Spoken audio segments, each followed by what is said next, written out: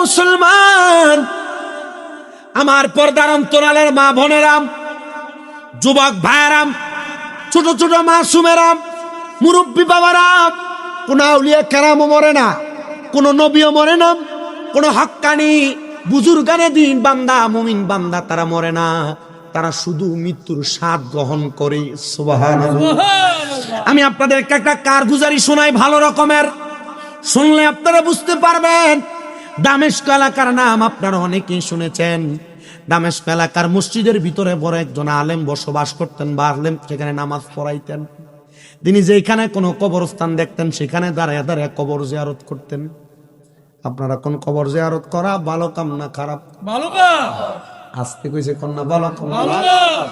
আল্লাহর নবী কয়, দুনিয়ার মানুষ শোনো, নাহাইতুকুম আন জিয়ারাতিল কুবুর, তোমরা কবর জিয়ারত করো না অথবা কবরের কাছেও যাও না। কিন্তু আমার নবী যখন দেখতে পেলেন কবর জিয়ারত করলে মরার কথা স্মরণ করে, মরার কথা স্মরণ হয়, তখন আমার নবী কয় ফাজুরুহা, এবার তোমরা বেশি বেশি করে কবর জিয়ারত করো। নবীজি কেন গো? বলে যখন কোনো মানুষের মা মারা যায়, বাবা মারা যায়, দাদা মারা যায়, দাদি মারা যায়, আত্মীয় স্বজনরা মারা যায়, আর তারা হালে আওলাদরা তার কবরের পারে যায় হাত বাড়ায় দোয়া করে, ওই ব্যক্তি দোয়া করলে কবরবাসী এমন খুশি হয়ে যায়, মাছ সমুদ্রের মধ্যে নদীর মধ্যে ডুবে যাচ্ছে একটা ব্যক্তি, হঠাৎ করে নৌকা নিয়ে তারে উদ্ধার করতে গেলে ওই ব্যক্তি ডুবন্তটা যেমন খুশি হয়ে যায়, কবরবাসীর জন্য তার সন্তান তার আত্মীয়রা দোয়া করলে ওই কবরবাসী তার চাইতে আরো বেশি খুশি হয়ে যায়। এ মুসলমান, ওই দামেস্কের আল্লাহর বুজুর্গ বলেন, আমি দুনিয়ার জমিনে চলাফেরা করা অবস্থায় সদা সর্বদা আমি মানুষের কবর জিয়ারত করতাম কবর, কিন্তু আমি যখন কবর জিয়ারত করতাম, আমি কবর জিয়ারত করে করে আমি আল্লাহ তাআলার কাছে তাদের জন্য দোয়া করতাম। বলে কেন? আল্লাহর নবী বলেন, দুনিয়ার জমিনে কোন মানুষ যদি কোনো কবরবাসীর জন্য দোয়া করে, ওই কবরবাসীকে যখন আমার আল্লাহ মাফ করে দেয়, কবরবাসী ফেরেশতাদেরকে প্রশ্ন করে, ফেরেশতার দলেরা আমার কবরের আযাব মাফ পাইলাম কেমনে? তখন ফেরেশতারা বলে, তোমার অমুক ইবনে অমুক আওলাদ তোমার জন্য দোয়া করেছে, এই জন্য আল্লাহ তাআলা তোমার কবরের আযাব মাফ করে দিয়েছে।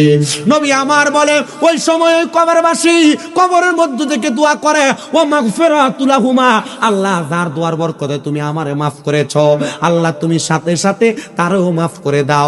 তখন আপনি যখন কবরবাসীর গুনাহ মাফ করানোর জন্য দোয়া করবেন, ডাইরেক্ট আল্লাহ কবরবাসীর দোয়ার বরকতে আপনার গুনাহ মাফ করে দিবে। এই জন্য কবর জিয়ারত আপনি কবর নিজের লাভের জন্য করবেন, শুধু কবরবাসীর লাভের জন্য না। যখনই সুযোগ পাইবেন, যার কবরই হোক না কেন হাত বাড়ায় দোয়া করবেন, তবে আপনার লাভ হবে, লাভ হবে, লাভ হবে। দামেস্কের আল্লাহর ওলি বলেন, আমি রাস্তা দিয়ে শাম দেশ থেকে, দামেস্ক থেকে শাম দেশের উদ্দেশ্যে রওনা করলাম। দামেস্কের বর্ডারের মধ্যে বিশাল এক কবরস্থান দেখে আমি সেখানে দাঁড়িয়ে গেলাম। আমি কবরস্থানটা দেখে আমি কবরস্থানের ভিতরে প্রবেশ করলাম। হাঁটতে হাঁটতে কবরটা দেখতে লাগলাম। দেখলাম ওই কবরস্থানের মধ্যে অনেকগুলা কবর আমি জিয়ারত করতে লাগলাম। আল্লাহ কবরবাসীর উসিলায় আমারে মাফ করে দেন। যখন আমি দোয়া করতে লাগলাম, সাথে সাথে আমার নাকের মধ্যে একটা সুগন্ধি আসছে, সুগন্ধি। ওই সুগন্ধিটা পাই আমি বড় অবাক হয়ে গেলাম, বড় অবাক হয়ে গেলাম। সুগন্ধি আসলো কোথা থেকে? আমি আবার ওই কবরস্থানে ঢুইকা প্রত্যেকটা কবর তালাশ করতে লাগলাম, হয়তো এই জায়গার মধ্যে কোনো নতুন কবর আছে, যে কবরের মধ্য থেকে নাকের মধ্যে সুগন্ধি আসতেছে। কোনো নতুন কবর দেখলাম না, কোনো নতুন কবর দেখলাম না। আমাদের দেশে তো জায়গা সংকুলান থাকার কারণে আমরা এক কবর উপরে 2, 3, 4 কবর পড়ে যায়, আমরা খবর রাখি না। কিন্তু এই এলাকা মরুভূমি হওয়ার কারণে মানুষ একটা গুরুস্থানে যখন মাটি দেওয়া শেষ হয়, আরেকটা নতুন গুরুস্থান বানায়, কবর বানাইতো। ওই কবরস্থানের মধ্যে এটা বড় পুরাতন কবরস্থান, 200 বছর অথবা 100 বছরের পুরাতন কবরস্থান। আল্লাহর বুজুর্গ বলে, হঠাৎ করে আমি কবরস্থানের একবার মধ্যবর্তী জায়গায় যে দেখলাম একটা কবর একটু ভাঙ্গা দেখা যায়। আমি দেখতাম ওই ভাঙ্গা কবরের মধ্য থেকে আমার নাকের মধ্যে ঘ্রাণটা বেশি বেশি আসতেছে। আমার বুঝতে দেরি হয় নাই, এই কবরের মধ্য থেকে আমার নাকের মধ্যে ঘ্রাণ আসতেছে। আমি এবার কবরের সামনে দাঁড়াইলাম। রাস্তা দিয়ে কত মানুষ যায়, আমি মানুষগুলারে প্রশ্ন করলাম, এ মানুষ তোমরা বলো না এই কবরটা কার কবর? কেউ এটার জবাব দিতে পারে না। দেখলাম একজন বুড়া মানুষ হাতের মধ্যে লাঠি বট দিয়া দিয়া হাইটা যাইতেছে। আমি জিজ্ঞাসা করলাম, এ মুরব্বী আব্বা যান, আপনি বলেন না এই গোরস্থানে যারার কবর আছে আপনি কি কোনো মানুষকে চিনেন নাকি? বলে আমি কিছু মানুষকে চিনি।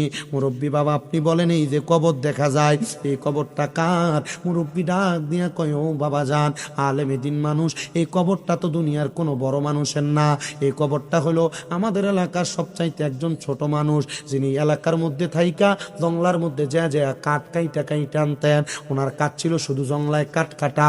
বলে ঠিক আছে বুঝতে পারলাম। উনি আবার ওই খবর নিয়ে জিজ্ঞাসা করে তার বাড়িটা কোন জায়গায়? বলে আমাদের দামেস্ক অঞ্চলের এই বর্ডারের ঠিক শেষ কর্নারের মধ্যে। তিনি রওনা করে চলে গেলেন। দেখা প্রশ্ন করে ও এলাকার মানুষ এমন কোন ব্যক্তি যে নাকি কাঠ কাটতো, ইন্তেকাল করেছে, তার বাড়িটা কোন জায়গায়? এবার ওনাকে কেউ কোনো পরিচয় দিতে পারে না।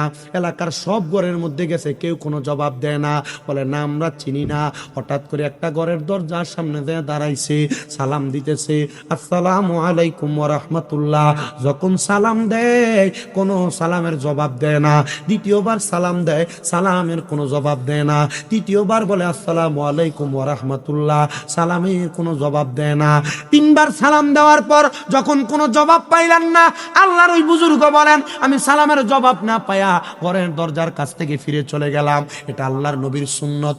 ঘরের দরজার সামনে যায় তিনবার সালাম দিলে জবাব না পেলে ঘরে ঢুকবেন না, চলে যাবেন? বলেন না, চলে যেতে হবে। আল্লাহর এই বুজুর্গ বলে আমি ওই ঘরের মধ্যে আর প্রবেশ করলাম না, ঘরের সামনে থেকে আমি চলে আসলাম। এমন টাইমে আমি যখন চলে যাচ্ছিলাম হঠাৎ করে পেছন থেকে আমার মহিলা কণ্ঠে আমার সালামের জবাব দেয়, ওয়া আলাইকুমুস সালাম। আমি রাগান্বিত হইয়া তার দিকে তাকাইলাম না। দ্বিতীয়বার আমার আবার সালামের জবাব দেয়, ওয়া আলাইকুমুস সালাম। আমি তাকাইলাম না। তৃতীয়বার আমার আবার জবাব দেয়, ওয়া আলাইকুমুস সালাম। আমি তাকাইলাম না। চতুর্থবার আর আমার সালামের জবাব দেয় না, আমাকে আবার উল্টা সালাম দেয়, আসসালামু আলাইকুম ওয়া রাহমাতুল্লাহ। আমি যখন সালাম পাইলাম এবার আমি জবাব দেওয়া আমার জন্য ওয়াজিব হয়ে গেছে। আমি আবার তাকে বললাম ওয়া আলাইকুমুস সালাম। এবার আমি তার ঘরের দরজার সামনে গেলাম, দেখলাম একজন মহিলা কণ্ঠে ঘরের দরজার ভিতর থেকে আওয়াজ দিতেছে। আমি প্রশ্ন করলাম, মা গো মা, ও মা আপনি কে গো, আপনার পরিচয় কি? তিনবার সালাম দিলাম কোনো জবাব দিলেন না। ও মা আমি আপনার ঘরের দরজাতে আমি সালাম দেওয়ার একটাই মাত্র কারণ।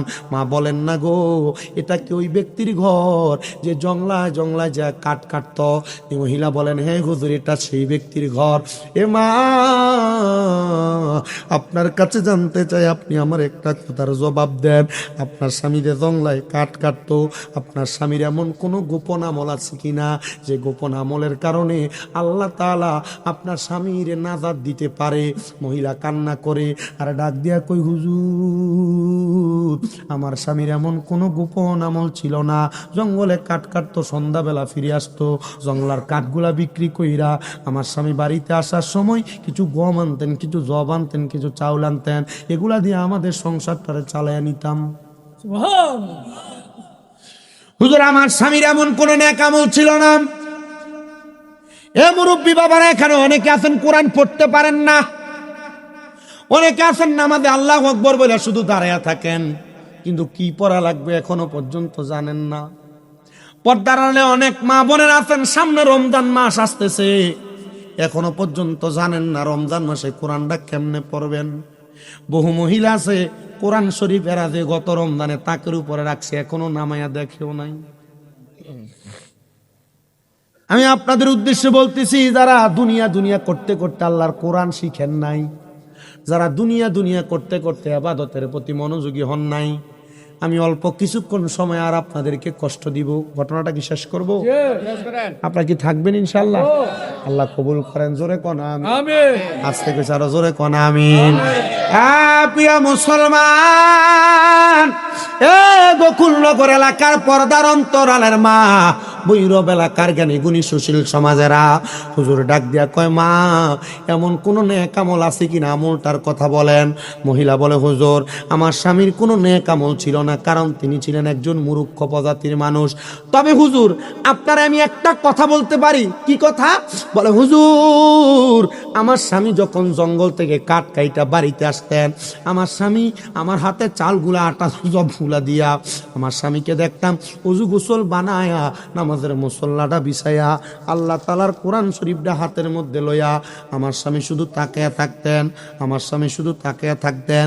একদিন আমি আমার স্বামীকে প্রশ্ন করলাম, এ স্বামী, মানুষ কোরআন শরীফ পড়লে তার কোরআন শরীফের তেলাওয়াত শোনা যায়, কিন্তু স্বামী গো, আপনি তো কোরআন শরীফ পড়তে কোনোদিন আমার কানে আওয়াজ শুনলাম না। ওই মহিলা বলে, হুজুর, আমি প্রশ্ন করতে দেরি আমার স্বামী আমার দিকে তাকায়া তাকায়া চোখের পানি ছেড়ে দিয়া কান্না করে। ছোট বাচ্চারা যেমন ভাবে কান্না করে আমার স্বামী ঠিক তেমন ভাবে কান্না করে। আমি জিজ্ঞাসা করলাম, এ প্রাণের স্বামী গো, আপনার কাছে জানতে চাই আপনি কেন এমন ভাবে কান্নাকাটি করতেছেন? স্বামী আমার ডাক দিয়া বলে, এই স্ত্রী, যদি আমি কোরআন পড়তে পারতাম তাহলে তোমারে শোনাইয়াই পড়তাম। তবে হ্যাঁ, আমি দামেস্কের বড় মসজিদের ইমামের জমানের মধ্যে শুনেছি, কোনো মানুষ যদি আল্লাহ তাআলার কোরআন না পড়তেও জানে, যদি কোরআনের সাথে মুহাব্বত করে, কোরআনকে ভালোবেসে তাকায়া তাকায়া কান্নাও করে, আমার আল্লাহ তাআলা এটার বরকতে তারে মাফ করে দেয়। উনি এই কথা শুই না বড় অবাক হয়ে গেলেন। অবাক হইয়া তিনি বলেন, মা ঠিক আছে, আপনি আপনার মতো আপনার ঘরে চলে যান। এবার আল্লাহর ওই দামেস্কের মসজিদের বুজুর্গ তিনার কথা শুনে কিন্তু এই কাঠুরিয়া আমল করছে। তিনি আবার বলেন, আমি তাড়াতাড়ি আমার ঘরে চলে গেলাম, মুরাকাবার নিয়তে 2 রাকাত নফল নামাজ পড়লাম। সুবহানাল্লাহ। মুড়ি দিছেন কেটা কেটে একটু হাত তোলেন তো, কেটা কেটা মুড়ি দিছেন কে কে? হাত নামান। এটা পরিপূর্ণ মুসলমান। যারা মুড়ি দিছে পুরা মুসলমান। এরা দাম বেশি, মুড়ি হওয়ার পর একটা বান্দার দাম বেড়ে যায়। কিন্তু মুড়িদ যারা হইছেন, মুরাকাবা কেমনে করে কয়জন জানেন? আমি জানি। হ্যাঁ, মুরাকাবা কেমনে করে জানেন? এটা খালি মুড়ি দইয়া হিসাব দইয়া গরু লইয়া ছাগল লইয়া আর বিরিয়ানি খেয়ে দরবারতে চলে। আর হিসাবটিও মাশাআল্লাহ দিলে গরুটা ফাইলে মুড়ি দিয়ে দই বালা, ছাগলটা ফাইলে মুড়ি দিয়ে দই বালা। মুড়িদরে যে কিছু একটা শিখিয়ে দিয়া তার তরিকতের তবকা, তরিকতের মাকাম বাড়ানো লাগবে, হিসাবের চিন্তা নাই। শুধু গরুটার মহিষটা ফাইলে খুব খুশি। কথা কয় না কা? আর মুড়িদের কাম হইলো কি, দরবারে যাওন বিরিয়ানি আর খিচুড়িটি খাইয়া এর মতো বাচ্চা লইও। কথা কয় না কা? এটা ফির মুড়িদের কাম না মিয়া। বর্তমানে ফির মুড়িদ হইলে উরুস মুবারক নাম দিছে, বেরিয়ে দিয়ে গান করলে এটা ফির মুড়িদি। হ্যাঁ, কথা কয় না? ফিসুন দিয়ে নাম দিছে উরুস মুবারক, বেরিয়ে দিয়ে গান করে যারা, এদের সাথে সুন্নিদের কোনো সম্পর্ক নেই, এরা ভণ্ড। কথা কয় না? আপনারা যে ঠিক ঠিক করেন এটা আমি বুঝি, কারণ আক্কাতার মুসল্লি আপনারা থাকেন। খোদার কসম, জিন্দিক হয়ে মারা যাবেন, জিন্দেক মুরতাদ হয়ে মারা যাবেন, মুরতাদ। গান বাজতে যারা যান মুরতাদ হয়ে মারা যাবেন। এই যে বাংলাদেশে মাজার গুলো ভাঙছে দেখছেন না, আমি খুব খুশি হয়েছি। হুজুর কি কর, মাজার ভাঙছে, সারা দুনিয়া আন্দোলন, আপনি খুশি? হ, আমি মাজার বিরোধী হুজুর না, আমি মাজার পন্থী হুজুর। আমি খুশি হয়েছি কেন? আমি হিসাব মিলিয়ে দেখছি, যতটা মাজার ভাঙছে একটা মাজারের লগে কোনো মাদ্রাসা নেই। হিসাবরা মুড়িদানের টেহাডি লইছে, খাইছে আর ভেট্টারে অত বড় বানাইছে। যদি হিসাবরা টেহাডি দিয়ে যদি প্রত্যেকটা মাজারের লগে এক একটা মাদ্রাসা বানাইতো, মাদ্রাসার ভিতরে যদি 400-500 পোলাপান থাকতো, আর যদি 400-500 পোলাপান একটা একটা লাড়ি লয়ে দৌড়ানি দিত, যে ফকিন্নির ফুটাইতে মাজার ভাঙতে আসছিল, এটা টয়ে খাওয়া গেল। এখন থেকে ওয়াদা করবেন যে হিসাবরার কোনো মাদ্রাসা নাই, হিসাবরে কোনো হাদিয়া দেওয়া বন্ধ।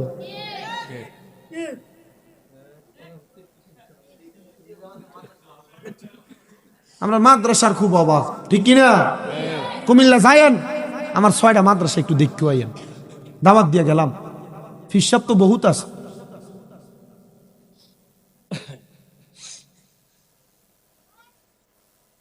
হ্যাঁ, মুরিদরে সামনে লইয়া বই বই বিড়ি খাই, এটাও হিসাব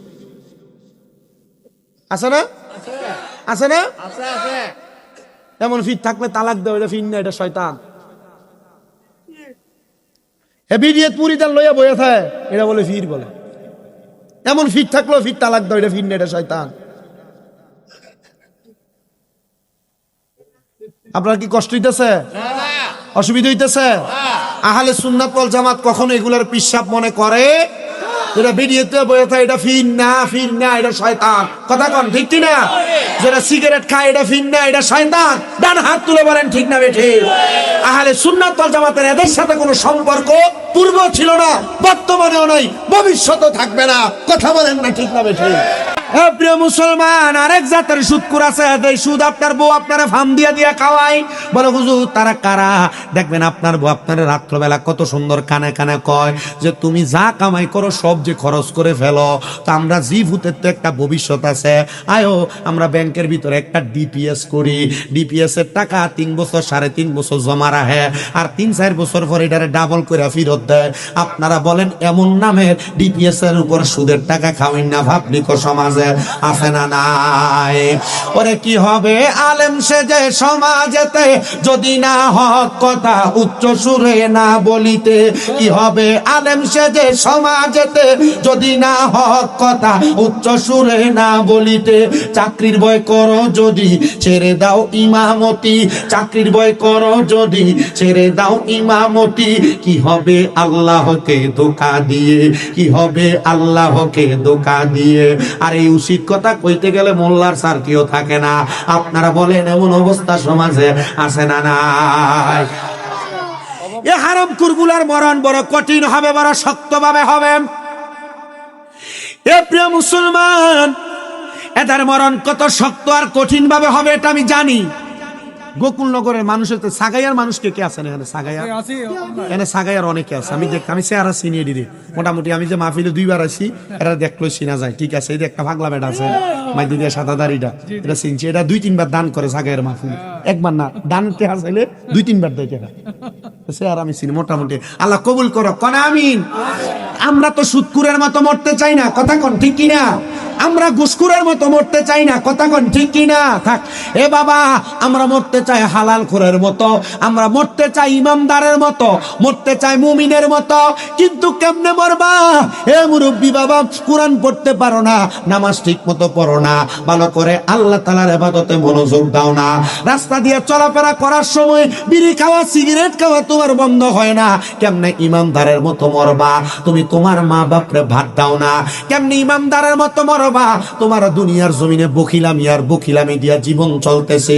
আল্লাহর নবী জানায়া দেয়, এই উম্মতের দল শুনো, শুনো রে, দুনিয়ার জমিনের মধ্যে থেকে যদি ইমানদারের মতো মরতে চাও, তাহলে এমন ভাবে তোমার জীবনটাকে সাজাও যে জীবনটা সাজানোর মাধ্যমে আল্লাহ তাআলা তোমারে মুমিন বান্দা হিসেবে আল্লাহর দরবারে কবুল করবে।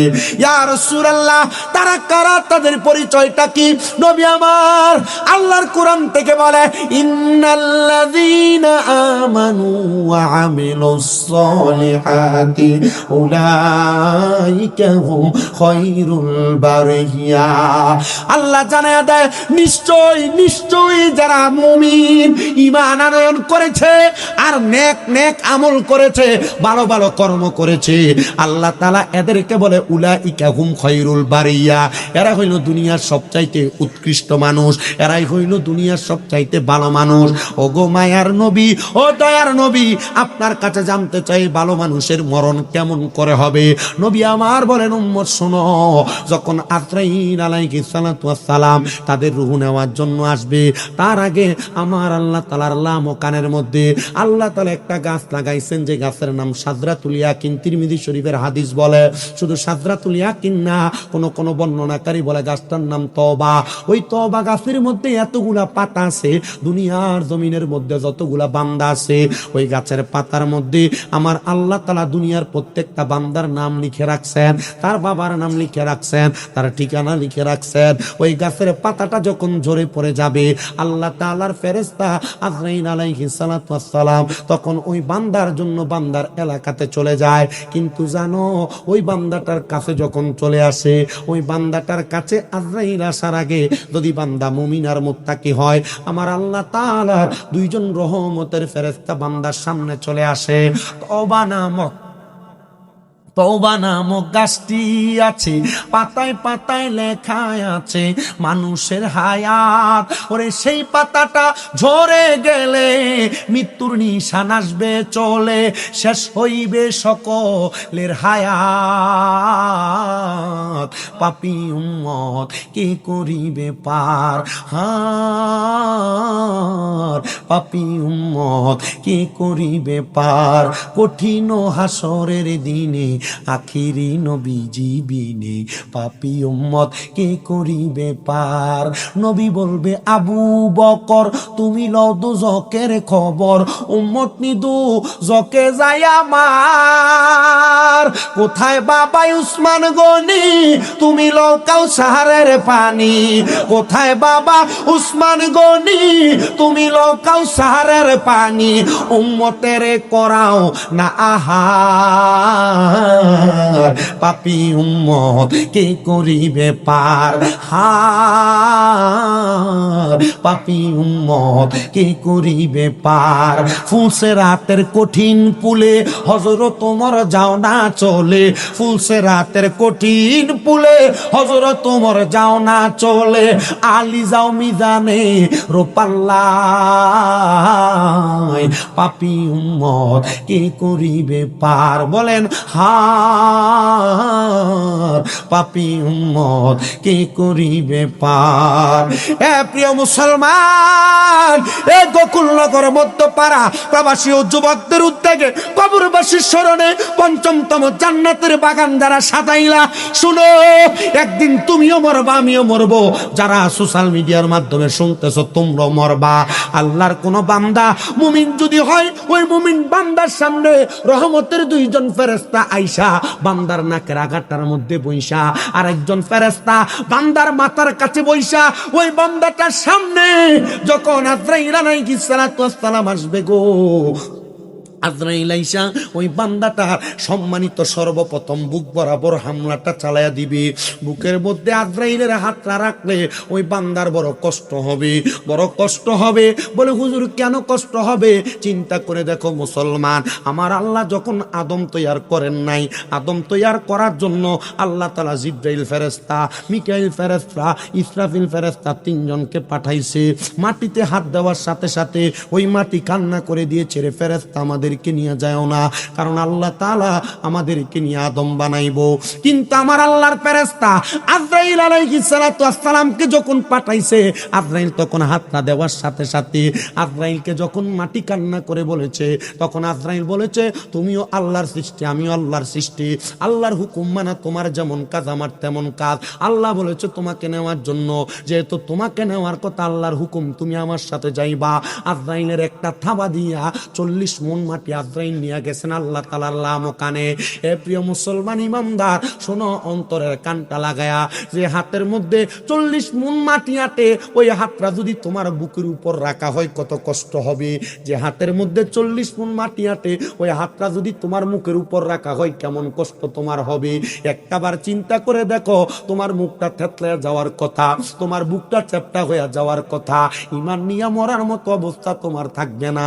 কিন্তু যদি তুমি মুমিন হও, যদি তুমি নামাজি হও, যদি তুমি মুত্তাকি হও, যদি তুমি ফরেজগার হও, যদি তুমি আবেদ হও, যদি তুমি রোজাদার হও, আজরাইল শুধু তোমার বুকের কাছে হাতটা নিবে। হাতটা নেওয়ার সাথে সাথে মাথার কাছের ফেরেশতা আর নাকের কাছের ফেরেশতা আজরাইলকে ডাক দিয়ে বলবে, ইয়া আজরাইল সাবধানে, বান্দার বুকের মধ্যে তুমি হাত দিয়া রূহ নিতে পারবা না রে, পারবা না। বলে কেন পারবো না? বলে বান্দার বুকের মধ্যে আল্লাহ নবীর প্রেম আছে। সুবহানাল্লাহ। অনেকে কথা কয় না, জোরে কোন বুকের মধ্যে কার প্রেম আছে? ভালোবাসার জায়গা মদিনা, ভালো লাগার এত আসতে মোহাব্বতে ভালোবাস জায়গা মদিনা, ভালো লাগার না বলো ভালোবাসার জায়গা মদিনা, ভালো লাগার জায়গা মদিনা। হাইরে এত সুন্দর জায়গা কোথাও দেখি না, এত সুন্দর জায়গা কোথাও দেখি না।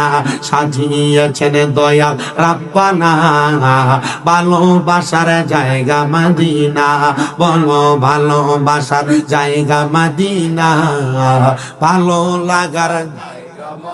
হায়রে মদিনা শরীফে নূরের খাজিনা, মদিনা শরীফে নূরের খাজিনা। সাজিয়েছেন দয়াল রাব্বানা ভালোবাসার জায়গা মদিনা, বলো ভালোবাসার জায়গা মদিনা, ভালো লাগার জায়গা মদিনা, বলো ভালোবাসার জায়গা মদিনা, ভালো লাগার। আজরাইল যখন বান্দার বুকটাতে হাত দিবে রে, বুকের ভিতর থেকে দুইটা ফেরেশতা জবাব দিবে রে আজরাইল, বান্দার বুক দিয়া রূহ কবজ করতে পারবা না। বলে কেন পারবো না? বলে বান্দার বুকের মধ্যে আল্লাহ নবীর প্রেম আছে, আল্লাহ নবীর ভালোবাসা আছে, এজন্য বান্দার বুক দিয়া রূহটা কবজ করতে পারবা না। আজরাইল ফিরে যাবে আল্লাহর হুকুম পাইয়া, আজরাইল আবার আসবে বান্দার রূহটা কবজ করার জন্য। এবার বান্দার সবচাইতে আকর্ষণীয় জায়গা বিওয়াজিকা নূর বান্দার চেহারা বরাবর হামলা করবে। বান্দার কপালের মধ্যে তাইকা দুইটা ফেরেশতা জবাব দিবে রে আজরাইল, বান্দার রূহ তুমি কপাল দিয়া কবজ করতে পারবা না। বলে কেন পারবো না? বলে বান্দার কপাল দিয়া বান্দা 5 ওয়াক্ত নামাজ আদায় করেছে, বান্দা সেজদা দিয়েছে, বান্দার সেজদার নূরগুলা তার কপালে আছে। বান্দা রমজান মাসে তাহাজ্জুদ নামাজ আদায় করেছি, 20 রাকাত তারাবির নামাজ আদায় করেছে। রমজান মাসে এই বান্দা কপাল ঠেকায়া ঠেকায়া আমার আল্লাহ তাআলার কাছে বান্দা জীবনের গুনাহ ক্ষমা প্রার্থনা করেছে। বান্দা কঠিন শীতের মধ্যে ঠান্ডা পানিকে ভয় করে নাই, ওযু বানাইছে।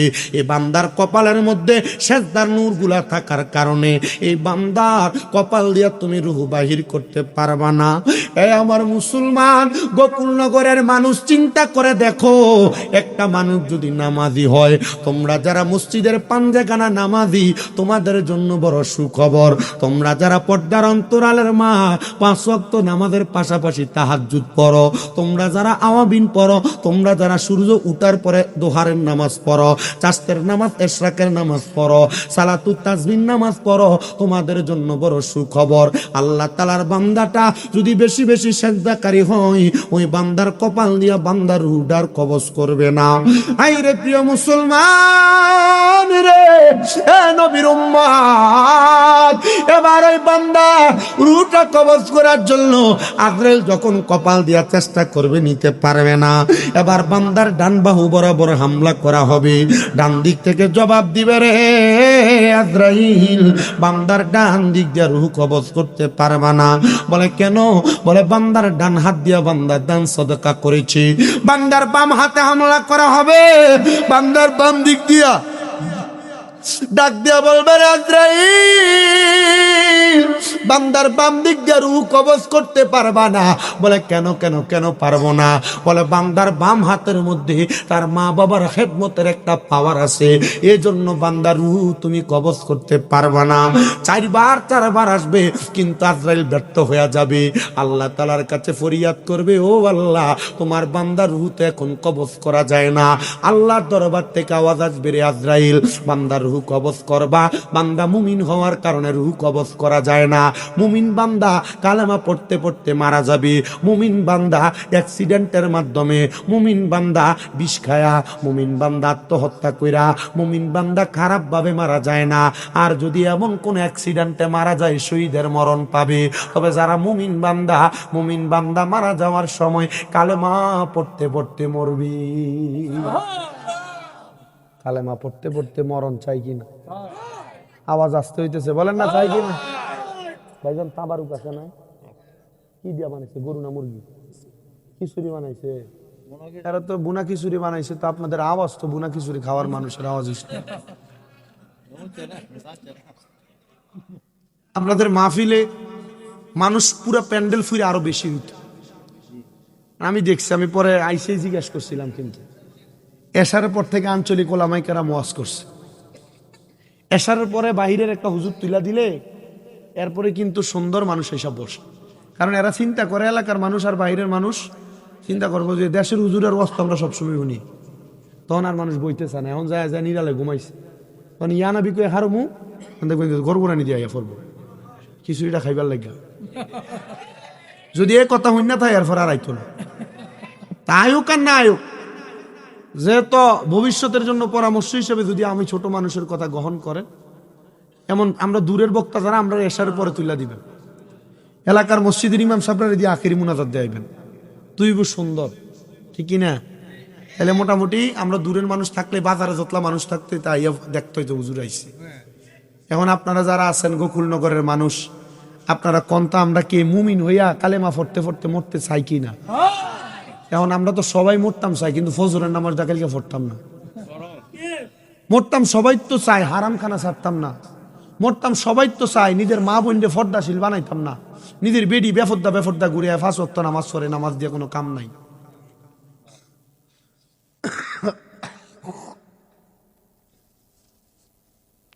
আপনারা কি বুঝতেছেন ওয়াজ? এখন মুমিন মরবো কেমনে? মরার তো একটা পরিস্থিতি তৈরি হবে, ঠিক না? কেমনে মরবে? ওই যে 2জন ফেরেশতা পাঠাইছে আল্লাহ, ওই 2জন ফেরেশতার মধ্যে একজন ফেরেশতার হাতের মধ্যে জান্নাতি একটা তুফা আপেল থাকবে, আপেল।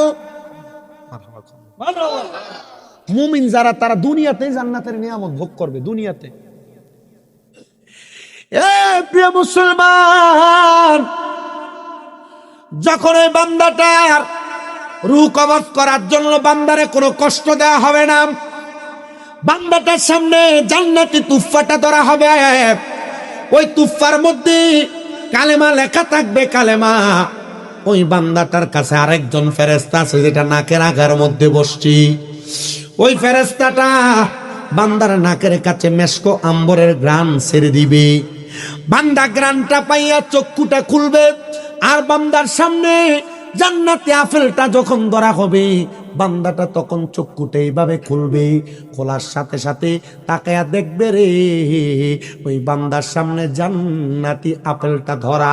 বান্দা তখন জান্নাতি আপেলের দিকে তাকায়া তাকায়া পড়বে, লা ইলাহা ইল্লাল্লাহু মুহাম্মাদুর সাল্লাল্লাহু আলাইহি ওয়াসাল্লাম। জবান খুলে জোরে জোরে পড়েন আল্লাহু আকবার। ওই বান্দা যখন তার জবান দ্বারা কালিমা পড়বে, আল্লাহ তারা হুকুম করবে, এই আজরাইল, বান্দা যেহেতু কালেমা পড়ছে, বান্দার মুখ দিয়ে একটা বাতাস বের হইছে, বাতাস। ওই বাতাসের মাধ্যমে বান্দার রুহটা কবজ করো। বান্দার রুহটা বাতাসের মাধ্যমে কবজ করবে, বান্দা কোনো টের পাবে না। নবী গো, কেন টের পাবে না? বলে ছোট একটা বাচ্চা দুধের জন্য কান্নাকাটি করলে তার মা তার মুখের মধ্যে দুগ্ধ দিয়া যখন ওই বাচ্চার মাথার মধ্যে হাত বুলিয়া দেয়, ওই বাচ্চা যেমন আরামসে ঘুমায়া যায়, ওই বান্দা তেমন আরামে ঘুমায়া যাবে। বান্দা মরণের কষ্ট টের পাবে না। নবী গো, ওই বান্দা মরণের কষ্ট যেহেতু টের পাবে না, বান্দার দেহ তো দুনিয়াতে পড়ে থাকবে, রুহটা কই লইয়া যাবে? বলে আজরাইল আলাইহিস সালাতু ওয়াস সালাম বান্দার রুহটা নিয়া সামনের দিকে যখন যাবে, রুহটা ডাক দিয়া বলবে, ওগো আজরাইল, আমার রুহ তুমি কেন এত আস্তে আস্তে নিয়ে যাও? বলে কেন? বলে তুমি যদি জানতা আমার আল্লাহ তাআলা আমার জন্য কত মহামূল্যবান পুরস্কার রেডি করে রাখছে, তুমি আমার এত আস্তে আস্তে নিয়ে যাইতা না, আরো তাড়াতাড়ি তুমি আমারে নিয়ে যাইতা। এই আজরাইল, আরো আস্তে আস্তে না, আরো তাড়াতাড়ি নিয়ে যাও। কিন্তু বান্দার দেহ তো দুনিয়াতে পড়ে থাকবে, দেহ তোমার চর্মচর গলে পচে যাবে, শিরায় উপশিরা গুলো ছিন্ন ভিন্ন হবে, মুন্ডু মেরুদণ্ড সবই হবে খণ্ড খণ্ড, মুন্ডু মেরুদণ্ড সবই হবে খণ্ড খণ্ড, পরে রবে মাটি রবি তোর রে মন আমার, কেন বান্দ দালান ঘর রে মন আমার, কেন একদিন মাটির ভিতরে হবে ঘর রে মন আমার, কেন বান্দ দালান ঘর রে মন আমার, কেন বান্দ দালান ঘর। পানো পাখি উড়ে যাবে পিঞ্জর ছেড়ে, ধরা দমে সবই রবে তুমি যাবে চলে। প্রাণ পাখি উড়ে যাবে পিঞ্জর ছেড়ে, ধরা দমে সবই রবে তুমি যাবে চলে।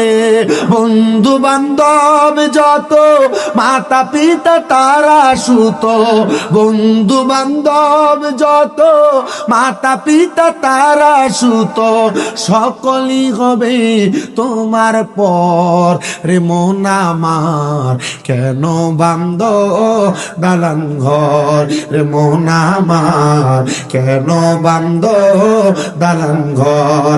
একদিন মাটির ভিতরে হবে ঘর রে মন আমার, কেন বান্দ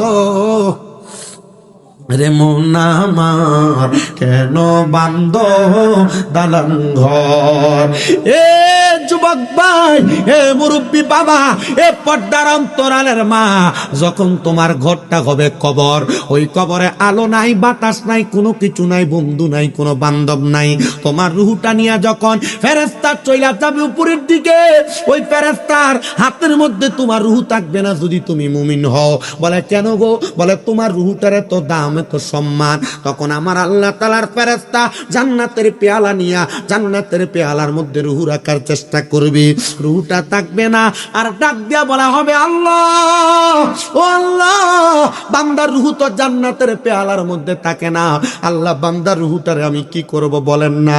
আল্লাহ জানিয়ে দেয় ফেরেশতা, ওয়ালা তাকুলু লিমান ইউকতালু ফি সাবিলিল্লাহি আমওয়াত বাল আহইয়াউ ওয়ালাকিন লা তাশকুরুন। এ বান্দা, এ আজরাইল, তুমি কি স্মরণ করো না সেই আয়াতের কথা যেখানে আমি আল্লাহ বলেছি, যারা আমি আল্লাহর রাস্তায় চলে যায় এরা মৃত বলে ধারণা করো না। আল্লাহ কেন গো? আল্লাহ কয় বাল আহইয়াগুন, তারা জিন্দা, ওয়ালাকিন লা তাশকুরুন, এদেরকে যারা মৃত বলে তারা নির্বোধ, তারা বোকা, তারা বুঝে না। আমাদেরকে আপনাকে ডাইরেক্ট ফতোয়া দিয়া বইলা দিবে যে নবী মরে গেছে। নবী তো অনেক পরে, নবীর গোলামের গোলামের গোলামের গোলাম, হেও তো মরে না। যদি মুমিন হয় সেও কি করে না? হক্কানি পীর মাশায়েখ, হক্কানি আউলিয়া কারাম, হক্কানি ওলামায়ে কেরাম, এরা মরে না, এরা ইন্তেকাল করে। কন্যা কি করে? বাব ইনফিয়ালের ওজনে স্থানান্তরিত হয়, জায়গা পাল্টায়, দুনিয়া থেকে আলমে বরজকে যায়। আল্লাহ তখন তাদের রূহ আবার ফিরিয়ে দেয়। এ প্রিয় মুসলমান, আমার পর্দার অন্তরালের মা বোনেরাম, যুবক ভাইয়েরাম, ছোট ছোট মাসুমেরাম, মুরব্বী বাবারাম, কোন আউলিয়া কেরামও মরে না, কোন নবীও মরে না, কোন হক্কানি বুজুর্গানে দিন বান্দা, মুমিন বান্দা তারা মরে না, তারা শুধু মৃত্যুর স্বাদ গ্রহণ করে। সুবহানাল্লাহ। আমি আপনাদেরকে একটা কারগুজারি শোনাই ভালো রকমের, শুনলে আপনারা বুঝতে পারবেন। দামেস্ক এলাকার নাম আপনারা অনেকেই শুনেছেন। দামেস্ক এলাকার মসজিদের ভিতরে বড় একজন আলেম বসবাস করতেন, বা আলেম সেখানে নামাজ পড়াইতেন। তিনি যেখানে কোনো কবরস্থান দেখতেন সেখানে দাঁড়ায় দাঁড়ায় কবর জিয়ারত করতেন। আপনারা কোন কবর জিয়ারত করা ভালো কাম না খারাপ? ভালো কাম। আস্তে কইছে কন্যা, ভালো কাম। আল্লাহর নবী কয়, দুনিয়ার মানুষ শোনো, নাহাইতুকুম আন জিয়ারাতিল কুবুর, তোমরা কবর জিয়ারত করো না অথবা কবরের কাছেও যাও না। কিন্তু আমার নবী যখন দেখতে পেলেন কবর জিয়ারত করলে মরার কথা স্মরণ করে, মরার কথা স্মরণ হয়, তখন আমার নবী কয়, ফাজুরুহা, এবার তোমরা বেশি বেশি করে কবর জিয়ারত করো। নবীজি কেন গো? বলে যখন কোনো মানুষের মা মারা যায়, বাবা মারা যায়, দাদা মারা যায়, দাদি মারা যায়, আত্মীয় স্বজনরা মারা যায়, আর তারা হালে আওলাদরা তার কবরের পারে যায় হাত বাড়ায় দোয়া করে, ওই ব্যক্তি দোয়া করলে কবরবাসী এমন খুশি হয়ে যায়, মাছ সমুদ্রের মধ্যে নদীর মধ্যে ডুবে যাচ্ছে একটা ব্যক্তি, হঠাৎ করে নৌকা নিয়ে তারে উদ্ধার করতে গেলে ওই ব্যক্তি ডুবন্তটা যেমন খুশি হয়ে যায়, কবরবাসীর জন্য তার সন্তান তার আত্মীয়রা দোয়া করলে ওই কবরবাসী তার চাইতে আরো বেশি খুশি হয়ে যায়। এ মুসলমান, ওই দামেস্কের আল্লাহর বুজুর্গ বলেন, আমি দুনিয়ার জমিনে চলাফেরা করা অবস্থায় সদা সর্বদা আমি মানুষের কবর জিয়ারত করতাম কবর। কিন্তু আমি যখন কবর জিয়ারত করতাম, আমি কবর জিয়ারত করে করে আমি আল্লাহ তাআলার কাছে তাদের জন্য দোয়া করতাম।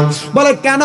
আল্লাহর নবী বলেন, দুনিয়ার জমিনে কোন মানুষ যদি কোন কবরবাসীর জন্য দোয়া করে, ওই কবরবাসীকে যখন আমার আল্লাহ মাফ করে দেয়, কবরবাসী ফেরেশতাদেরকে প্রশ্ন করে, ফেরেশতার দলেরা আমার কবরের আযাব মাফ পাইলাম কেমনে?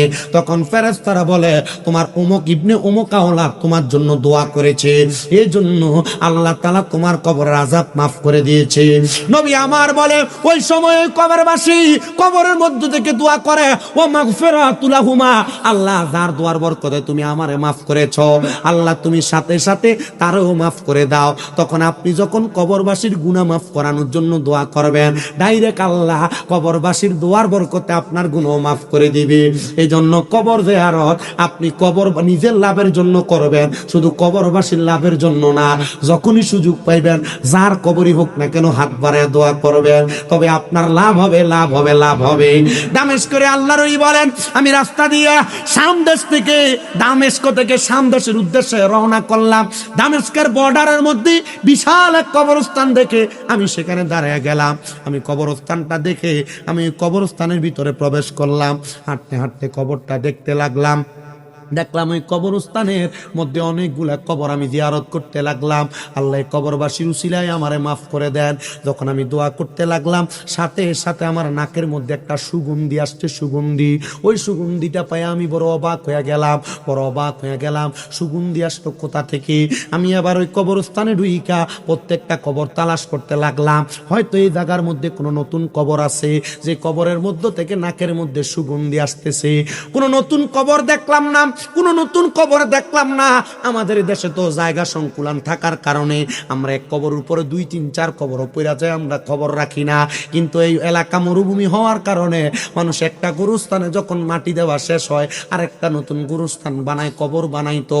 ওই কবরস্থানের মধ্যে এটা বড় পুরাতন কবরস্থান, 200 বছর অথবা 100 বছরের পুরাতন কবরস্থান। আল্লাহর বুজুর্গ বলে, হঠাৎ করে আমি কবরস্থানের একবার মধ্যবর্তী জায়গায় যেয়ে দেখলাম একটা কবর একটু ভাঙ্গা দেখা যায়। আমি দেখলাম ওই ভাঙ্গা কবরের মধ্য থেকে আমার নাকের মধ্যে ঘ্রাণটা বেশি বেশি আসতেছে। আমার বুঝতে দেরি হয় নাই, এই কবরের মধ্য থেকে আমার নাকের মধ্যে ঘ্রাণ আসতেছে। আমি এবার কবরের সামনে দাঁড়াইলাম। রাস্তা দিয়ে কত মানুষ যায়, আমি মানুষগুলারে প্রশ্ন করলাম, এ মানুষ তোমরা বলো না এই কবরটা কার কবর?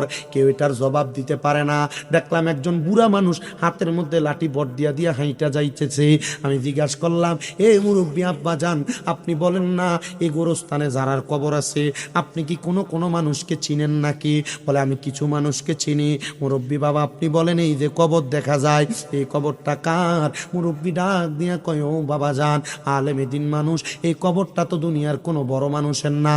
এই কবরটা হলো আমাদের এলাকার সবচাইতে একজন ছোট মানুষ, যিনি এলাকার মধ্যে থাইকা জংলার মধ্যে যা কাঠ কাইটা আনতেন। ওনার কাজ ছিল শুধু জংলায় কাঠ কাটা। বলে, ঠিক আছে, বুঝতে পারলাম। উনি আবার ওই খবর নিয়ে জিজ্ঞাসা করে তার বাড়িটা কোন জায়গায়? বলে, আমাদের দামেস্ক অঞ্চলের এই বর্ডারের ঠিক শেষ কর্নারের মধ্যে। তিনি রওনা করে চলে গেলেন। প্রশ্ন করে, ও এলাকার মানুষ এমন কোন ব্যক্তি যে নাকি কাঠ কাটতো, ইন্তেকাল করেছে, তার বাড়িটা কোন জায়গায়? এবার ওনাকে কেউ কোনো পরিচয় দিতে পারে না। এলাকার সব ঘরের মধ্যে গেছে, কেউ কোনো জবাব দেয় না। বলে, না আমরা চিনি না। হঠাৎ করে একটা ঘরের দরজার সামনে যেয়ে দাঁড়াইছে, সালাম দিতেছে, আসসালামু আলাইকুম ওয়া রাহমাতুল্লাহ। যখন সালাম দেয়, কোনো সালামের জবাব দেয় না। দ্বিতীয়বার সালাম দেয়, সালামের কোনো জবাব দেয় না। তৃতীয়বার বলে, আসসালামু আলাইকুম ওয়া রাহমাতুল্লাহ, সালামের কোনো জবাব দেয় না। 3 বার সালাম দেওয়ার পর যখন কোনো জবাব পাইলেন না, আল্লাহর ওই বুজুর্গ বলেন, আমি সালামের জবাব না পায়া ঘরের দরজার কাছ থেকে ফিরে চলে গেলাম। এটা আল্লাহর নবীর সুন্নত। ঘরের দরজার সামনে যায় 3 বার সালাম দিলে জবাব না পেলে ঘরে ঢুকবেন না, চলে যাবেন। বলেন না, চলে যেতে হবে। আল্লাহর এই বুজুর্গ বেলায় আমি ওই ঘরের মধ্যে আর প্রবেশ করলাম না, ঘরের সামনে থেকে আমি চলে আসলাম। এমন টাইমে আমি যখন চলে যাচ্ছিলাম, হঠাৎ করে পেছন থেকে আমার মহিলা কণ্ঠে আমার সালামের জবাব দেয়, ওয়া আলাইকুমুস সালাম। আমি রাগান্বিত হইয়া তার দিকে তাকাইলাম না। দ্বিতীয়বার আমার আবার সালামের জবাব দেয়, ওয়া আলাইকুমুস সালাম। আমি তাকাইলাম না। তৃতীয়বার আমার আবার জবাব দেয়, ওয়া আলাইকুমুস সালাম। আমি তাকাইলাম না। চতুর্থবার আর আমার সালামের জবাব দেয় না, আমাকে আবার উল্টা সালাম দেয়, আসসালামু আলাইকুম ওয়া রাহমাতুল্লাহ। আমি যখন সালাম পাইলাম, এবার আমি জবাব দেওয়া আমার জন্য ওয়াজিব হয়ে গেছে। আমি আবার তাকে বললাম, ওয়া আলাইকুমুস সালাম। এবার আমি তার ঘরের দরজার সামনে গেলাম, দেখলাম একজন মহিলা কণ্ঠে ঘরের দরজার ভিতর থেকে আওয়াজ দিতেছে। আমি প্রশ্ন করলাম, মা গো মা, ও মা, আপনি কে গো? আপনার পরিচয় কি? তিনবার সালাম দিলাম, কোনো জবাব দিলেন না। ও মা, আমি আপনার ঘরের দরজাতে আমি সালাম দেওয়ার একটাই মাত্র কারণ। মা বলেন না গো, এটা কি ওই ব্যক্তির ঘর যে জংলায় জংলায় যা কাঠ কাটতো? এই মহিলা বলেন, হ্যাঁ হুজুর, এটা সেই ব্যক্তির ঘর। এ মা, আপনার কাছে জানতে চাই, আপনি আমার একটা কথার জবাব দেন। আপনার স্বামী যে জংলায় কাঠ কাটতো, আপনার স্বামীর এমন কোনো গোপন আমল আছে কিনা যে গোপন আমলের কারণে আল্লাহ তাআলা আপনার স্বামীর নাজাত দিতে পারে? মহিলা কান্না করে আর ডাক দিয়া কই, হুজুর, আমার স্বামীর এমন কোনো গোপন আমল ছিল না। জঙ্গলে কাঠ কাটতো, সন্ধ্যাবেলা ফিরে আসতো, জঙ্গলার কাঠগুলা বিক্রি কইরা আমার স্বামী বাড়িতে আসার সময় কিছু গম আনতেন, কিছু জব আনতেন, কিছু চাউল আনতেন, এগুলা দিয়ে আমাদের সংসারটারে চালাইয়া নিতাম। হুজুর, আমার স্বামীর এমন কোন নেক আমল ছিল না। এ মুরব্বী বাবারা, এখানে অনেকে আছেন কোরআন পড়তে পারেন না, অনেকে আছেন নামাজে আল্লাহু আকবার বলে শুধু দাঁড়ায়া থাকেন, কিন্তু কি পড়া লাগবে এখনো পর্যন্ত জানেন না। পর্দার আড়ালে অনেক মা বোনেরা আছেন, সামনে রমজান মাস আসতেছে, এখনো পর্যন্ত জানেন না রমজান মাসে কোরআনটা কেমনে পড়বেন। বহু মহিলা আছে কোরআন শরীফ এরা যে গত রমজানে তাকের উপরে রাখছে, এখনো নামায়া দেখেও নাই। আমি আপনাদের উদ্দেশ্যে বলতেছি, যারা দুনিয়া দুনিয়া করতে করতে আল্লাহর কোরআন শিখেন নাই, যারা দুনিয়া দুনিয়া করতে করতে ইবাদতের প্রতি মনোযোগী হন নাই, আমি অল্প কিছুক্ষণ সময় আর আপনাদেরকে কষ্ট দিব। ঘটনাটা কি শেষ করব? আপনারা কি থাকবেন ইনশাআল্লাহ? আল্লাহ কবুল করেন। জোরে কোন আমিন। আজ থেকে আরো জোরে কোন আমিন। হ্যাঁ প্রিয় মুসলমান, এ গোকুলনগর এলাকার পর্দার অন্তরালের মা, বৈরব এলাকার জ্ঞানী গুণী সুশীল সমাজেরা, হুজুর ডাক দিয়া কয়, মা, এমন কোন নেক আমল আছে কিনা, আমলটার কথা বলেন। মহিলা বলে, হুজুর, আমার স্বামীর কোনো নেক আমল ছিল না, কারণ তিনি ছিলেন একজন মূর্খ প্রজাতির মানুষ। তবে হুজুর, আপনারা আমি একটা কথা বলতে পারি। কি কথা? বলে, হুজুর, আমার স্বামী যখন জঙ্গল থেকে কাঠ কাইটা বাড়িতে আসতেন, আমার স্বামী আমার হাতে চালগুলা আটা জবগুলা দিয়া আমার স্বামীকে দেখতাম উজু গোসল বানায়া নামাজের মুসল্লাটা বিছাইয়া আল্লাহ তাআলার কোরআন শরীফটা হাতের মধ্যে লইয়া আমার স্বামী শুধু তাকিয়ে থাকতেন, আমার স্বামী শুধু তাকিয়ে থাকতেন। একদিন আমি আমার স্বামীকে প্রশ্ন করলাম, এ স্বামী, মানুষ কোরআন শরীফ পড়লেন, তার কোরআন শরীফের তেলাওয়াত শোনা যায়, কিন্তু স্বামী গো, আপনি তো কোরআন শরীফ পড়তে কোনোদিন আমার কানে আওয়াজ শুনলাম না। ওই মহিলা বলে, হুজুর, আমি প্রশ্ন করতে দেরি, আমার স্বামী আমার দিকে তাকায়া তাকায়া চোখের পানি ছেড়ে দিয়া কান্না করে। ছোট বাচ্চারা যেমন ভাবে কান্না করে, আমার স্বামী ঠিক তেমন ভাবে কান্না করে। আমি জিজ্ঞাসা করলাম, এ প্রাণের স্বামী গো, আপনার কাছে জানতে চাই, আপনি কেন এমন ভাবে কান্নাকাটি করতেছেন? স্বামী আমার ডাক দিয়া বলে, এই স্ত্রী, যদি আমি কোরআন পড়তে পারতাম তাহলে তোমারে শোনাইয়াই পড়তাম। তবে হ্যাঁ, আমি দামেস্কের বড় মসজিদের ইমামের জমানের মধ্যে শুনেছি, কোনো মানুষ যদি আল্লাহ তাআলার কোরআন না পড়তেও জানে, যদি কোরআনের সাথে মুহাব্বত করে, কোরআনকে ভালোবেসে তাকায়া তাকায়া কান্নাও করে, আমার আল্লাহ তাআলা এটার বরকতে তারে মাফ করে দেয়। উনি এই কথা শুই না বড় অবাক হয়ে গেলেন। অবাক হইয়া তিনি বলেন, মা, ঠিক আছে, আপনি আপনার মতো আপনার ঘরে চলে যান। এবার আল্লাহর ওই দামেস্কের মসজিদের বুজুর্গ তিনার কথা শুনে কিন্তু এই কাঠুরিয়া আমল করছে। তিনি আবার বলেন, আমি তাড়াতাড়ি আমার ঘরে চলে গেলাম, মুরাকাবার নিয়তে 2 রাকাত নফল নামাজ পড়লাম। সুবহানাল্লাহ। মুড়ি দিছেন কেটা কেটে একটু তোলেন তো। এটা কেন মুড়ি দিয়েছেন কে কে? হাত নামান। এটা পরিপূর্ণ মুসলমান। যারা মুড়ি দিয়েছে পুরা মুসলমান। এরা দাম বেশি। মুড়ি হওয়ার পর একটা বান্দার দাম বেড়ে যায়। কিন্তু মুড়িদ যারা হইছে মুরাকাবা কেমনে করে কয়জন জানেন? আমি জানি না। হ্যাঁ, মুরাকাবা কেমনে করে জানেন? এটা খালি মুড়ি দইয়া হিসাব দইয়া গরু লইয়া ছাগল লইয়া যা আর বিরিয়ানি খেয়ে দরবারতে চলে। আর হিসাব দিও মাশাল্লাহ দিলে গরুটা ফাইলে মুড়ি দিয়ে দই বালা, ছাগলটা ফাইলে মুড়ি দিয়ে দই বালা।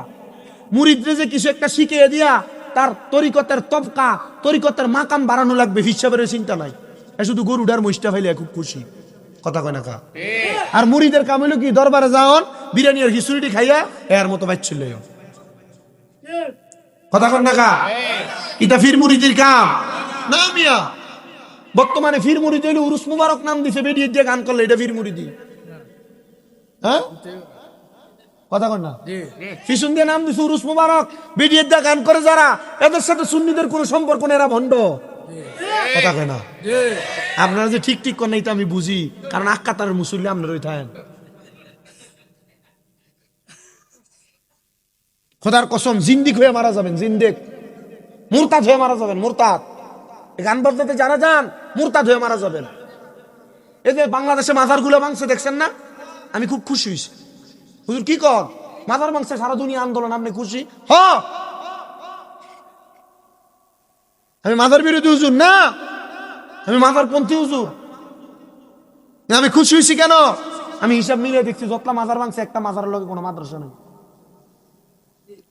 হিসাবরা মুড়িদানের টেহাডি লইছে, খাইছে আর ভেট্টারে অত বড় বানাইছে। যদি হিসাবরা টেহাডি দিয়ে যদি প্রত্যেকটা মাজারের লগে এক একটা মাদ্রাসা বানাইতো, মাদ্রাসার ভিতরে যদি 400-500 পোলাপান থাকতো, আর যদি 400-500 পোলাপান একটা একটা লাড়ি লয়ে দৌড়ানি দিত, যে ফকিন্নির ফুটাইতে মাজার ভাঙতে আসছিল, এটা টয়ে পাওয়া গেল। এখন থেকে ওয়াদা করবেন যে হিসাবরার কোনো মাদ্রাসা নাই, হিসাবরে কোনো হাদিয়া দেওয়া বন্ধ।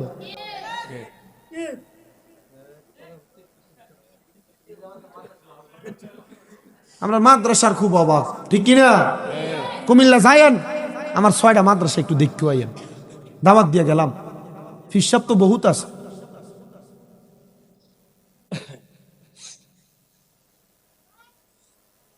হ্যাঁ, মুরিদরে সামনে লইয়া বই বই বিড়ি খাই, এটাও হিসাব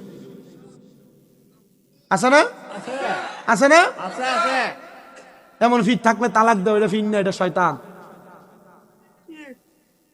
হেবিডিয়েত মুরিদার লইয়া বইয়া থাকে, এটা বলে ফির বলে। এমন ফিট থাকলো ফির তালাক দাও, এটা ফির না, এটা শয়তান। আপনার কি কষ্ট হইতেছে? অসুবিধা হইতেছে? আহলে সুন্নাত ওয়াল জামাত কখনো এগুলার পিশাব মনে করে যেটা ভিডিওতে বইয়া থাকে এটা ফির না, এটা শয়তান। কথা কন ঠিক কি না? যেটা সিগারেট খায় এটা ফির না, এটা শয়তান। ডান হাত তুলে বলেন ঠিক না বেঠে? আহলে সুন্নাত ওয়াল জামাতের এদের সাথে কোনো সম্পর্ক পূর্ব ছিল না, বর্তমানেও নাই, ভবিষ্যতেও থাকবে না। কথা বলেন না ঠিক না বেঠে? হক্কানি পীর কারা? বলে হুজুর আমরা তো ফিট চিনতে হইব, চিনে দেন। ইবনে মাজাহ শরীফের 303 নম্বর পৃষ্ঠার হাদিস। আল্লাহর নবী বলেন ইদা রুউ যুকিরাল্লাহু আযজা ওয়া জাল্লা, যে ফিরের চেহারার দিকে চাইলে আল্লাহর কথা মনে হয়, এটাই হক্কানি ফির। সুবহানাল্লাহ। ফিরের ঠোঁট একবার কালো হয়ে গেছে, বিড়ি খেতে খেতে পুরো একবার ঠোঁটই কালা, হ্যাঁ ফির। আচ্ছা ফির যদি সিগারেট খায়, মুড়িতে গাঞ্জা খাইতো না? ফির যদি বেরিয়েতলে বইয়া থা মুড়িতে বেরিয়েতলে হইতে থাকতো না?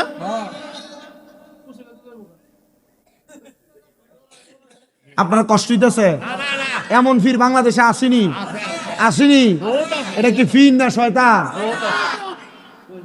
আর ইতার কারণে হক্কানি ফিরের আর বদনাম হয়, আর ই তো ফিরের বাজার নষ্ট করছে।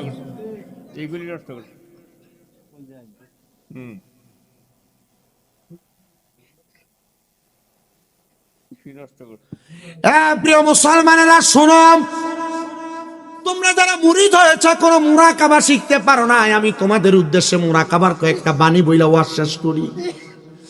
আল্লাহর ওই বুজুর্গ দামেশকের ইমাম সাহেব বলেন, আমি মুরাকাবা করার জন্য আমি টানা 3 মাস পর্যন্ত কোনো খাবার হারাম হয় কিনা এজন্য খানা বন্ধ করে দিলাম। কয় মাস? 3 মাস। মুরাকাবা তো সহজ জিনিস। ওরে চাইলে কে হোক পীরের বস্তু, নাহি নিতে পারে, আবার উপযুক্ত হইলে রে দয়াল টান দিয়া নেয় কাছে রে তারে, টান দিয়া নেয় কাছে, আবার জোর করিয়া দিবে তোরা, জোর করিয়া দিবে তোরা বাবার যত প্রেম জ্বালা। কেউ বুঝিতে পারে না রে পীর মুর্শিদের খেলা, আরে বলি আল্লাহর খেলা। ওরে 36 বছরে কারোর কেনাগি ফুটে না, আবার 6 মাসেরও কাহালের দয়াল পাইতে 16 আনার দয়াল, পাইতে 16 আনা। দয়াল জোর করিয়া দিবে তোরা ববের যত প্রেম জ্বালা। কেউ বুঝিতে পারে না রে পীর মুর্শিদের খেলা, আরে কামেল ওলির খেলা। জবানটা খুলা জোরে জোরে কর আল্লাহু আকবার। প্রিয় মুসলমানেরা, উনি 3 মাস একটানা হারাম খাবার কারোর ঘরে খায় না, নিজের যা জুটে তা খায়। 3 মাস একটানা মানুষের খানা বন্ধ করে দিয়ে 3 মাস পর্যন্ত টানা ফজরের আগে তাহাজ্জুদ নামাজ পড়ে, 5 ওয়াক্ত নামাজের পাশাপাশি বেশি বেশি নফল নামাজ পড়ে। আর নফল নামাজ আদায় কইরা মহিলাদের চোখের সামনে যায় না। এবার যখন ওনার দিলটাকে উনি নরম করলেন, অন্ধকারের মধ্যে বইসা চক্ষুটা বন্ধ করে মুরাকাবা করতে লাগলেন। বলে কেমনে মুরাকাবা করলেন? বলে এইভাবে 3 মাস পর্যন্ত পরের হক না খায়া, 3 মাস পর্যন্ত তাহাজ্জুদ পড়া, 3 মাস পর্যন্ত নফল নামাজ পড়া। আমি আবার 2 রাকাত নফল নামাজ পড়লাম। নফল নামাজ পড়া নামাজের সিজদার মধ্যে গেলাম, চক্ষুটা বন্ধ কইরা আল্লাহর দরবারে কই, আল্লাহ, লোকটা তো একটা কাটুরিয়া ছিল, জঙ্গলাতে কাঠ কাটতো, এর কবর থেকে কেন সুঘ্রাণ আসে? আল্লাহ একটাবার আমারে বলেন না। হঠাৎ করে তিনি বলেন, আমি মুরাকাবার মধ্যে যখন এমন ভাবে কথা বলতেছি, হঠাৎ করে আমি দেখলাম মুরাকাবা অবস্থায় আমার চোখের সামনে সাদা রঙের পোশাক লাগায়া চোখগুলা মুখগুলা ঘোরা দিয়া কে যেন একজন হাজির হয়ে গেছে। আমি জিজ্ঞাসা করলাম, কে আপনি? তিনি বলেন, যারে দেখার চেষ্টা করেন আমি সে। বলে, কে তুমি? বলে, যার কবর থেকে সুঘ্রাণ আসে আমি সে। বলে, তুমি একজন কাঠুরিয়া, তোমার এত সুন্দর জামা কেমনে, সুন্দর পোশাক কেমনে? তিনি ডাক দিয়া কই, আমি তো দুনিয়াতে কোরআন পড়তে পারতাম না, শুধু কোরআনের দিকে তাকায়া তাকায়া চোখের পানি ফেলার কারণে আমার আল্লাহ তাআলা আমার কবরের মধ্যে আমার সুন্দর সুবাসন দিয়া দিছে। মুরব্বী বাবা, যুবক ভাই, তোমার কি একটু লজ্জা লাগে না? তোমার কি একটু শরম লাগে না? তুমি যে এত বয়স হয়ে গেছে, 2টা 3টা সন্তানের বাবা হয়ে গেছো, আল্লাহর কোরআন পড়তে পারো না?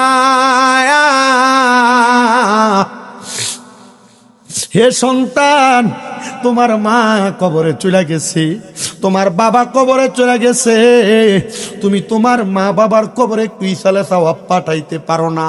মসজিদের হুজুর রে হাদিয়া দিয়া বাড়া কইরা কতদিন তুমি তোমার মা বাবার জন্য বাড়াইটা হুজুর দিয়া দোয়া করবা? তুমি সন্তান কি নিজে একটু দোয়া করতা না? আমরা হুজুর গোষ্ঠীরে বাড়াইটা হুজুর কইছে, আমার দাম কমে নাই, আমরা দোয়া করলে দোয়া কবুল হবে, কিন্তু তুমি ফুতে দোয়া করলে একটু আগে দোয়া কবুল হবে। সন্তান রে, দুনিয়াতে সন্তানের অপকর্মের কারণে মা বাবা কবরে আযাবের শিকার হয়, দুনিয়াতে সন্তানের নেক কর্মের কারণে মা বাবা কবরে শান্তি পায়। আমি জানি না কোন সন্তান তাদের মারে হারাইয়া মাহফিলে বসছে, কোন সন্তান তাদের বাবারে হারাইয়া মাহফিলে বসছে। এ সন্তান, আল্লাহর হস্তে তোমাদের কাছে আমি মাপ চাই। সামনে রমজান মাস আসতেছে, যদি সুযোগ হয় রমজান মাসে মসজিদের মধ্যে ইতিকাফে বইসো, শেষ 10 দিনে ইতিকাফে বইসা আল্লাহর দরবারে বেশি বেশি করে দোয়া করো। আর আমাদের সমাজের মানুষ ইতিকাফের মধ্যে পুরো এলাকা থেকে যে লোকটা একবারে বুড়া টাইপের ডেন্ডুরা, চলতে ফিরতে পারে না, এটা রাইনা দইরা মসজিদে ইতিকাফের মধ্যে বসায়। না না না রে যুবক, না রে ছোট বাচ্চারা, না রে মুরব্বী বাবারা, বয়সটা বাড়ি থাকতে এখন থেকে ইতিকাফে বসার চেষ্টা করো। ঈদের মার্কেটিং যা করার 20 রোজার আগে তুমি শেষ করো, 20 রোজার পরে তুমি সন্ধ্যাবেলা ইতিকাফে মসজিদে প্রবেশ কইরা আল্লাহর দরবারে বাকি 10টা দিন বেশি বেশি করে ইবাদত কইরো। মা আয়েশা সিদ্দিকা বলে, যখনই রমজান মাসের শেষ 10 দিন আগমন করত, আমি দেখতাম আমার নবীর লুঙ্গি মুবারক, ইজার মুবারক টাইট করে বেঁধে ফেলতেন। এটা দিয়া বুঝাইছে আমার নবীজি শেষ 10 দিনে একটু বেশি বেশি ইবাদত করতেন, কারণ আমার আল্লাহ তাআলা ইতিকাফের মাধ্যমে আল্লাহ বান্দারে মাফ করে, বান্দারে রিজিক দেয়, বান্দার অভাব দূর করে, বান্দার গুনাহ মাফ করে, বান্দার বংশের কবর আযাব মাফ করে। বয়স তোমার যা হইছে আলহামদুলিল্লাহ, এই রমজানে কষ্ট করে ইতিকাফে ঢুইকা যাইও। বহু এলাকা আছে ইতিকাফকারী মসজিদের মধ্যে পুইরা গেছে, কিন্তু অনেক জায়গার মধ্যে ভাড়া কইরা অন্য এলাকা থেকে লোক আইনে ইতিকাফকারী বসানো লাগে। না না না রে মুসলমান, ইতিকাফ করে আল্লাহর কাছে কাইন্দো। ও পর্দার অন্তরালের আমার আম্মুজিরা, তোমরা মহিলারা চাইলেও ইতিকাফ করতে পারবা। মহিলারা কেমনে ইতিকাফ করবে আমি আমার মা বোনদেরকে শিখিয়ে দেই। যদি আপনার বাড়িতে রান্না বান্না করার মতো, ঘরের কাজকর্ম করার মতো কোনো মহিলা থাকে, তার কাজ দিয়া আপনি একটা ঘরের মধ্যে অজুর ব্যবস্থা রাইখা ওই ঘরের মধ্যে একা একা বসে বসে সারাদিন তাসবিহ পড়বেন, নামাজের সময় নামাজ পড়বেন, আর নামাজের ওয়াক্ত ব্যতীত বাকি সময়গুলা বেশি বেশি করে কোরআন পড়বেন, বেশি বেশি করে দুরূদ শরীফ পড়বেন, ইতিকাফ করবেন। আল্লাহ তাআলাকে পাওয়ার জন্য বেশি বেশি করে আল্লাহকে তালাশ করবেন। দেখবেন গো আমার আল্লাহ তাআলা আপনার অসংখ্য বরকত দান করবে। পারলে 10টা দিন ইতিকাফ কইরেন মা, আর যদি না পারেন 3টা দিন কমপক্ষে ইতিকাফ কইরেন। আব্বাজির এটার মাধ্যমে অনেক লাভ হবে, এটার মাধ্যমে অনেক বরকত হবে। কিন্তু সন্তানের দলেরা নামাজ পড়বা, রোজা রাখবা, হজ করবা, যাকাত দিবা, দান করবা, সদকা করবা, আম্মা আব্বার মনে কষ্ট দিবা, খোদার কসম ইতিকাফ করবা, রোজা রাখবা, কোনো লাভ হবে না। আম্মা আব্বার মনে কোনোদিন কষ্ট দিবা না। এদেরকে খুশি রাখবা, এদেরকে রাজি রাখবা, এদেরকে ভালো রাখবা। এদেরকে ভালো রাখতে পারলে আল্লাহর জান্নাত তোমার জন্য অপেক্ষা করে। কিন্তু অনেক সন্তান আছে তারা মা বাপরে কষ্ট দেয়, মা বাপরে ভাত দেয় না, মা বাপরে ধমক দেয়, মা বাপরে জুদা করে দেয়, ভাই ভাই ঝগড়া কইরা মা বাপরে আলাদা করে দেয়। সকালবেলা মা এক ঘরে ভাত খায়, দুপুরবেলা এক ঘরে খায়, রাত্রবেলা আরেক ঘরের মধ্যে ভাত খায়। না রে সন্তান না, এমন কর্মকাণ্ড কইরো না। কেউ যদি এমন মা বাপরে ধমক দিয়া থাকো, জুদা কইরা দিয়া থাকো, দাও সন্তান তোমার পাও আমার সামনে দাও, আমি আমার জিহ্বা দিয়া তোমার পাও পরিষ্কার করে দিব। বলে হুজুর কেন? কারণ মা বাবার মনে কষ্ট দিয়া আমি শামীম রাজানা পুরা কিশোরগঞ্জের পুরা ঢাকা ডিস্ট্রিক্টের বড় আলেমাইনা ওয়াজ করাইবা। খোদার কসম এই ওয়াজ দিয়া কোনো লাভ হবে না, কারণ তোমার মা বাবার মনে তুমি কষ্ট দিছো। আম্মা আব্বার কথা তুমি শোনো নাই। ছোট ছোট বাচ্চারা যারা এখানে বসে আছো, তোমাদের মা বাবা তোমাদেরকে কোনো কাজের কথা বললে তোমরা যারা ফাটতাম না বলে মা বাবার কাজদার অবহেলা করো, মা বাবার কথা শোনো না, মা বাপরে যাও বলে ধমক দাও। খোদার কসম করে বলি তোমার জীবন এখান থেকে ধ্বংস হয়ে যাবে। যদি মা বাবার মনে কষ্ট দিয়া থাকো, ওয়াদা করো আজকে এখান থেকে বাড়িতে যাইয়া আম্মা আব্বার পা গুলার মধ্যে দরবার বলবা, মা আল্লাহর হস্তে আমি সন্তানরে মাফ করে দেন, আব্বা জান আল্লাহর হস্তে আমি সন্তানরে মাফ করে দেন।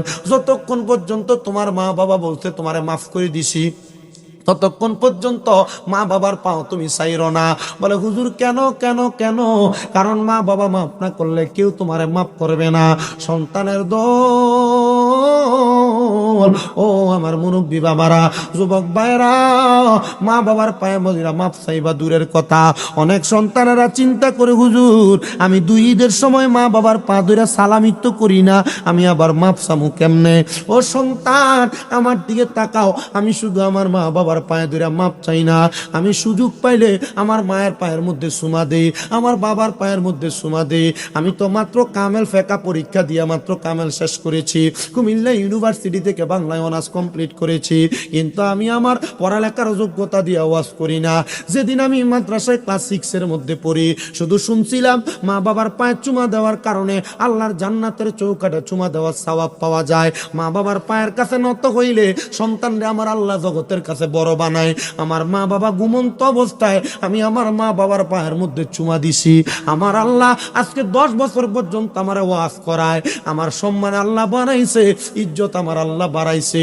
শুধু এইটা না রে মুসলমান, আমার আম্মা জান আজকে 9 মাসের উপর অসুস্থ। আমি নিজে আমার আম্মা জানরে 9 মাসের ভিতরে 8.5 লক্ষ টাকার উপর আমার আম্মা জানের পেছনে আমি খরচ করেছি। ডাক্তারের কাছে যাইয়া বারবার আসা যাওয়া করেছি অপারেশনের সময়। আমি নিজে আমার বিছানার মধ্যে 2 মাস 11 দিন আমি আমার পিঠটা লাগায় ঘুমাই নাই। মা খাটে ঘুমাইছে, আমি নিচে ঘুমাইছি। আমি এই 2 মাস 11 দিন পর্যন্ত আমার বিছানায় একটা সেকেন্ডের জন্য আমি আমার পিঠটা লাগাই নাই। আমি আমার মায়ের পাশে পাশে শুয়া শুয়া ছিলাম। আমি বারবার আমার আম্মা জানের খেদমত অবনত ছিলাম। কিন্তু মুসলমান আপনাদের কাছে বললে আমার সম্মান কমবে না। আমি আমার 2টা হাত দিয়ে আমি আমার আম্মার প্রস্রাব পায়খানা পরিষ্কার করেছি। আমার দাম আল্লাহ কমায় নাই, আমার সম্মান আমার আল্লাহ কমায় নাই। আমার দাম আল্লাহ বাড়াইছে, আমার সম্মান আমার আল্লাহ বাড়াইছে। খোদার কসম